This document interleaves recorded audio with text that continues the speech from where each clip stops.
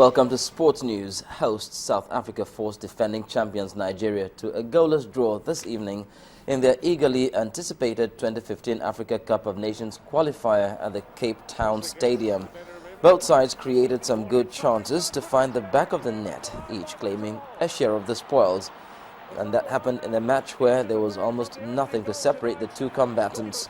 Nigeria nearly broke the deadlock with just 10 minutes to play when Ahmed Musa's cross from the right found substitute Osagwona Ighodaro. The Enugu Rangers' top scorer headed on target, but Eric Matoho positioned himself brilliantly to clear off the goal line.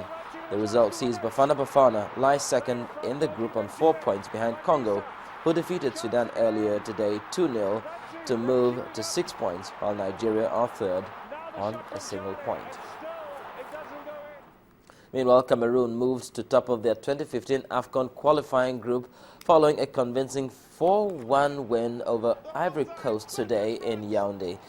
Vincent Abubakar and Clinton Njie scored a brace of peas to register the indomitable Lions' second win from 2 games. Cameroon opened the scoring through Njie in the 15th minute.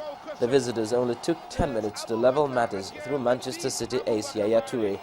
Abubakar restored the hosts' lead in the 37th minute. The Porto forward stretched the Lions' lead 9 minutes into the second half.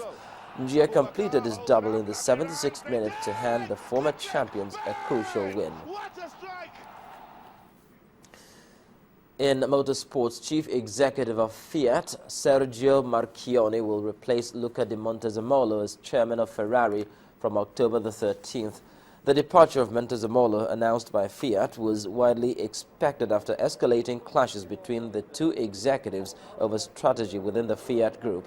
Montezemolo, Ferrari's chairman since 1991, has been wanting to keep Ferrari autonomous, while Marchionne has been pushing to better integrate the business to boost the firm's competitiveness to rival the likes of Volkswagen and BMW.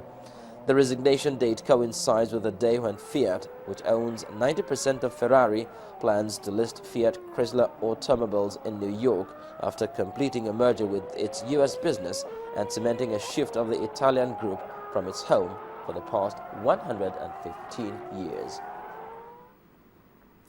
And that's it on Sports News. Amara will be back with the rest of the news at 10.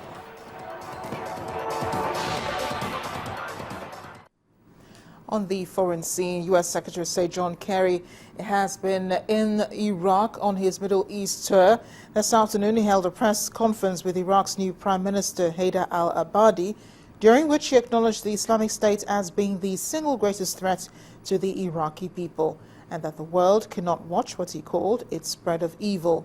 Well, his meeting comes ahead of U.S. President Barack Obama's address to Congress on a strategy for fighting IS in Iraq. The president is reportedly set to approve airstrikes in Syria for the first time. He also wants to send U.S. military trainers there to help rebels fight IS. Well, Mr. Kerry told journalists that there would be a global plan to defeat IS, which the president is expected to announce in a few hours, but that much of the work must come from Iraq's new government. And the main news again. The INEC chairman, Professor Tahiru Jega, has defended the creation of new polling units for the country, saying the measure is to improve the country's electoral processes. Professor Jega was reacting to criticism by some groups that claim the new polling units favor the northern part of the country. The president has ordered removal of posters bearing the sign "Bring Back Good Luck 2015, saying they were put up without his knowledge or consent. The president described the sign as an insensitive parody of the Bring Back Our Girls hashtag. And the U.S. government has declared IS the single greatest threat to Iraq and to the rest of the world. That's the news at 10 tonight. Thank you for watching. I am Amarachi Ubani. Focus on Africa is up next.